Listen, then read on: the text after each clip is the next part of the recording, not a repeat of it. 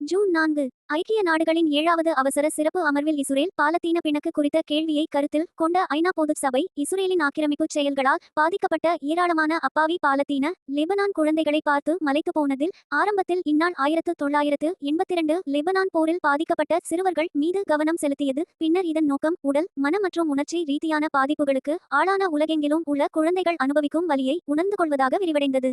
இந்த நாள் குழந்தைகளின் உரிமைகளை பாதுகாப்பதற்கான ஐநாவின் உறுதிப்பாட்டை வலியுறுத்துகிறது. ஒவ்வொரு ஆண்டும் ஜூன் 4 ஆக்கிரமிப்பால் பாதிக்கப்பட்ட அப்பாவி சிறுவர்களுக்கான பன்னாட்டு நாளாக நினைவுகூர முடிவு செய்தது.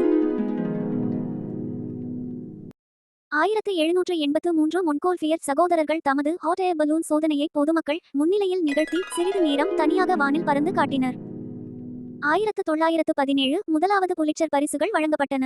அமெரிக்க இதழியல், இலக்கியம் மற்றும் நாடகத் துறைகளில் மிகச்சிறந்த சாதனைகளை பாராட்டி புலிட்சர் பரிசுகள் முதன்முறையாக வழங்கப்பட்டன.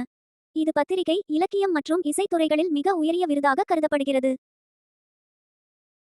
1984 ப்ரூஸ் ஸ்பிரிங்ஸ்டீன் தனது மிக முக்கியமான பல பிளாட்டினம் விருதுகளை பெற்ற பார்ன் இன் தி USA ஆல்பத்தை வெளியிட்டார்.